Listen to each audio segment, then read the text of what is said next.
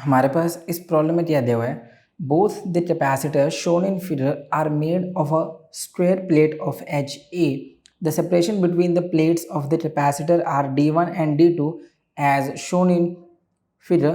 तो हमारे पास ये एक फिगर है, उसमें हमें ये बताया जा रहा है कि ये दोनों हमारे पास दो कैपेसिटर हैं। मान लेते हैं जो फर्स्ट कैपेसिटर है हमारे पास, उसका कैपेसिटेंस हमारे पास C1 है, और इसी तरीके से जो हमारे पास सेकेंड कैपेसिटर है उसका कैपेसिटेंस मान लेते हैं हम सर C2 है। इन दोनों के बीच में सेपरेशन दिया ही हुआ है। फर्स्ट के लिए दिया हुआ है हमारे पास D1, सेकेंड के लिए सेपरेशन दिया हुआ है प्लेट्स के बीच में D2। ठीक है, अब हमें ये बता रहे हैं कि ये जो कैपेसिटर है वो स्क्वायर प्लेट से बने हुए हैं जिसकी एज जितनी हमारे पास A एज है। ठीक है, अरे एज A है और स्क्वायर प्लेट है, तो अगर मैं फाइंड आउट करना चाहता हूँ कि एरिया कितना हो रहा, तो एरिया हो जाना चाहिए मेरे पास A स्क्वायर। ठीक है, तो एरिया तो हमें पता चल गया। अब आगे समझते हैं। A potential difference V is applied between the points A and B, और यहाँ पर हमारे पास दो पॉइंट्स हैं A और ये B पॉइंट है। उस पर हमें ये बताया जा रहा है कि हमने यहाँ पर पोटेंशियल डिफरेंस अप्लाइड किया है, इसका मतलब हमने एक बैटरी यहाँ पर जॉइन किया हुआ है। तो अगर मैं मान लेता हूँ कि ये मेरे पास बैटरी है, तो ये कुछ ऐसे मान लेते हैं इसे। ठीक है, तो अगर ये बैटरी का सोर्स है यहाँ से, तो मान लेते हैं कि यहाँ पर मेरे पास क्यों अमाउंट ऑफ चार्ज ये बैटरी जिसका पोटेंशियल V है वो प्रोवाइड कर रहा है। ठीक है, अब देखो हमें बोला जा रहा है an electron is projected between the plates of the upper capacitor Aman the central line. तो एक इलेक्ट्रॉन तो हमने प्लेस किया हुआ है अपर प्लेट के सेंट्रल लाइन के रिस्पेक्ट पे। ठीक है, तो ये इलेक्ट्रॉन कुछ ऐसे मूव कर रहा है। अभी समझते हैं, with what minimum speed should the electron be projected so that it does not collide with any plate. ठीक है, तो अब हमसे पूछ रहे हैं, अच्छा तो ये भी लिख लेते हैं, consider only the electric forces. तो हमारे पास यहाँ पर इलेक्ट्रिक फोर्सेस प्रेजेंट है और हमें ये बताना है कि इस इलेक्ट्रॉन की मिनिमम स्पीड क्या है जिसकी वजह से वो इन दोनों में से किसी भी प्लेट में टच ना हो जाए। ठीक है, सो सबसे पहले समझ लेते हैं इलेक्ट्रॉन की मूवमेंट हमें इस तरफ बताई हुई है, तो इलेक्ट्रॉन पर चार्ज होता है हमारे पास नेगेटिव, तो ये वाली प्लेट पॉजिटिव ही होनी चाहिए। देखते हैं जैसे यहाँ पर मेरे पास बैटरी का पॉजिटिव टर्मिनल है, इसीलिए क्योंकि हमें डायग्राम में ही ये शो कर दिया था कि इलेक्ट्रॉन इस डायरेक्शन की तरफ अट्रैक्ट हो रहा है, इसीलिए जो हमने बैटरी सोर्स यूज़ किया है उसका पॉजिटिव टर्मिनल इस तरफ है। ठीक है, तो यहाँ पर मेरे पास क्योंकि पॉजिटिव आ रहा है तो ये मेरे पास प्लेट पॉजिटिव हो जाएगी। ठीक है, और इलेक्ट्रॉन पे चार्ज होता है हमारे पास नेगेटिव, तो जो हमारा इलेक्ट्रॉन है वो इस तरफ अट्रैक्ट होने लग रहा है। हमें बताना क्या है, हमें बताना है कि इसकी मिनिमम स्पीड क्या है जिसकी वजह से ये इस प्लेट के टच में ना आ जाए। ठीक है, सो देखो अगर मैं ये बोलूँ सेंट्रल लाइन के रिस्पेक्ट में हमने यहाँ से ले रखा है, तो इलेक्ट्रॉन को इस प्लेट से बचने के लिए कितनी ज़्यादा वाई डायरेक्शन में डिस्टेंस ट्रेवल करनी है। हमारा जो इलेक्ट्रॉन है वो हॉरिजॉन्टल डायरेक्शन की तरफ मूव कर रहा है, मतलब इस डायरेक्शन की तरफ मूव कर रहा है, पर जब वो ऊपर की तरफ जा रहा है तो वो इतनी डिस्टेंस को ट्रेवल, जो यहाँ पर कितना डिस्टेंस है, ये बेसिकली सेंट्रल लाइन से है, तो ये वाला डिस्टेंस मेरे पास कितना हो जाए D1/2, तो वो इतना ज़्यादा डिस्टेंस ट्रैवल करने से बचना चाहता है जिसकी वजह से जो इलेक्ट्रॉन है वो यहाँ पर टच में ना आ जाए। ठीक है, तो मेरे पास एक इक्वेशन है S = UT + ½ AT²। ठीक है, अब यहाँ पर देख लो इलेक्ट्रॉन जो है हमारा वो हॉरिजॉन्टल डायरेक्शन में मूव कर रहा है, तो मैं यहाँ पर जो टाइम बताऊँगा वो टाइम क्या हो रहा है, टाइम क्या हो जा रहा है, डिस्टेंस बाय स्पीड, और स्पीड क्या हो जाएगी हॉरिजॉन्टल डायरेक्शन की। और यहाँ पर जो डिस्प्लेसमेंट होता है हमारे पास S, ये बेसिकली हमारे पास वाई डायरेक्शन की डिस्प्लेसमेंट उसे कवर करनी है। इनिशियल वेलोसिटी वाई डायरेक्शन, क्योंकि हम वाई डायरेक्शन के फॉर्मूला बना रहे हैं, और acceleration in y direction. Time हमारे पास हॉरिजॉन्टल डायरेक्शन में कवर करने में हो रहा है। तो अगर मैं मान लेता हूँ इसे, सबसे पहले तो हम यूज़ करेंगे इक्वेशन जो, ठीक है, तो इस इक्वेशन की हेल्प से हम इसे सॉल्व कर सकते हैं। तो जो टाइम है हमारे पास, ये टाइम क्या है, time taken to cover a distance of as a with velocity VH। तो जो डिस्टेंस है वो कितना है, प्लेट की एज की लेंथ के बराबर। और हॉरिजॉन्टल डायरेक्शन में जो स्पीड है मान लेते हैं कि वो हमारे पास वी एच से, और हमें यही वी एच की वैल्यू फाइंड आउट करनी है। ठीक है, तो ये आ रहा है मेरे पास टाइम। तो हमारे पास टाइम है, इसे मान लेते हैं इक्वेशन नंबर 1 है। ये वाली वैल्यू यहाँ पर यूज़ करेंगे। ऐसे ही हमें अगर बात करें इनिशियल वेलोसिटी वाई डायरेक्शन में, तो ज़ीरो है क्योंकि हम तो मूव कर रहे हैं हॉरिजॉन्टल डायरेक्शन में। एस वाई जैसे मैंने बताया कि उसे कितना ज़्यादा डिस्टेंस ट्रैवल करने से बचना है, मतलब उसे ज़्यादा डिस्टेंस ट्रैवल कर देना है। तो ये कितना था, ये था d1/2। तो ये वाली वैल्यू भी हमारे पास आ गया है।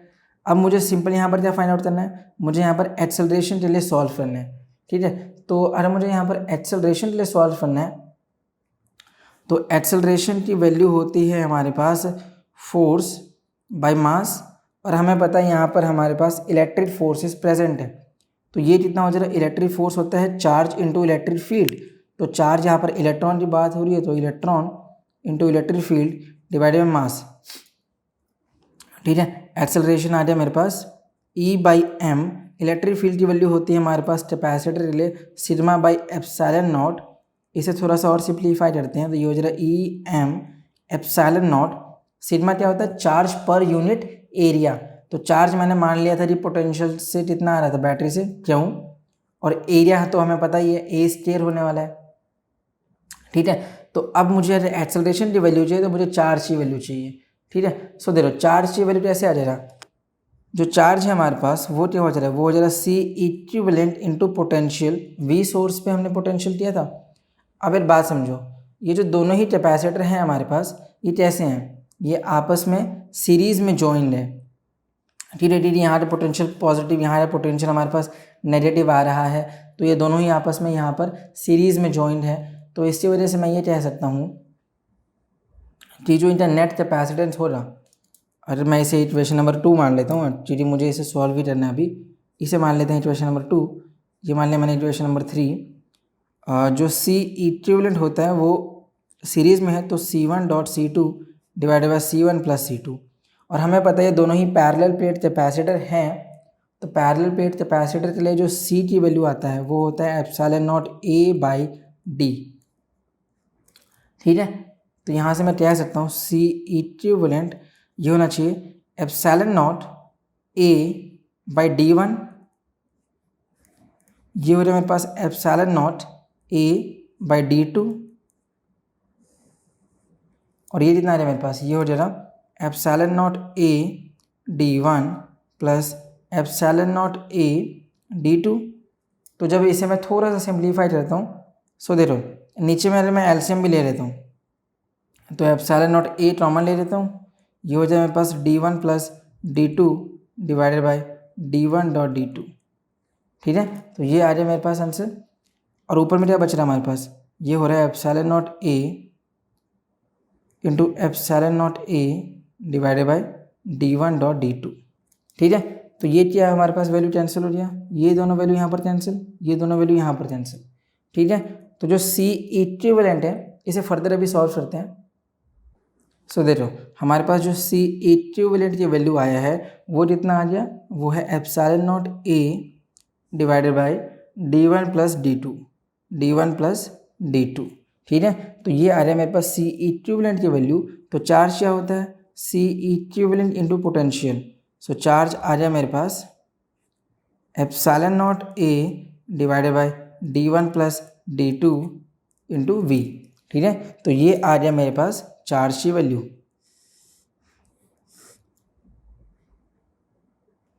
अब हमें क्या बताना था, हमें बताना था कि मेरे पास अब चार्ज आ गया है, तो मैं एक्सेलरेशन की वैल्यू बता सकता हूँ। सो एक्सेलरेशन कितना हो जाएगा, एक्सेलरेशन हो जाना चाहिए मेरे पास, क्या रिमेनिंग वैल्यू थी, और ये था E/m epsilon not, E/m epsilon naught A square into charge. ठीक है, तो इसे और थोड़ा सा सिंप्लीफाई कर देते हैं, और ये वाली वैल्यू हम सब उस इक्वेशन में यूज़ कर देंगे। तो ये हो जाए मेरे पास acceleration E/m epsilon naught A square, और चार्ज की वैल्यू है मेरे पास epsilon naught A divided by d1 plus d2, और ये वाली V हम यहीं पे यूज़ कर लेते हैं। ठीक है, तो ये आ जाए मेरे पास एक्सेलरेशन। अब हमें क्या पता था, Sy is equal to u/t plus half A by t square. ठीक है, ये इक्वेशन हम जानते थे। तो यहाँ पर मैं क्या कह सकता हूँ, इसकी वैल्यू तो हमें पता है, ये d1/2 है, ये वैल्यू 0 है, ये हो जाए मेरे पास half A by T value, ये है एक्सेलरेशन,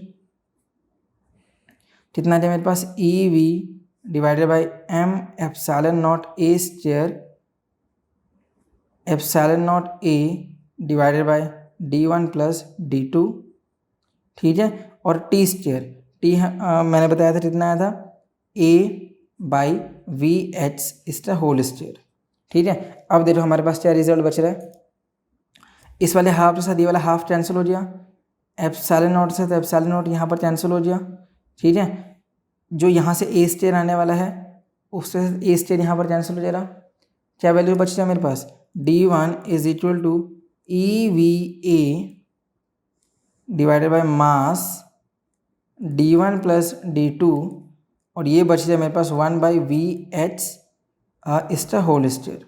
ठीक है, हमें क्या बताना है, हमें वी एच के लिए ही वैल्यू बतानी है। तो ये कितना है मेरे पास, E V A divided by M d1 plus d2 V H square. तो ये आ जाए मेरे पास अब वी एच की वैल्यू, हॉरिजॉन्टल डायरेक्शन में कितना ज़्यादा मिनिमम स्पीड है, ये हो जाए E V A divided by M d1 plus d2 under root raise to the power half कर देते हैं इसे। ठीक है, तो ये आ जाए मेरे पास मिनिमम स्पीड, जिस मिनिमम स्पीड के साथ इलेक्ट्रॉन को मूव करना चाहिए। तो ये मेरे पास वैल्यूज़ बताई नहीं है, तो न्यूमेरिकल वाइज इसे आप सॉल्व कर सकते हो, पर हमारे पास यही आंसर आ रहा है। ठीक है, तो यही हमारे पास आंसर होना चाहिए।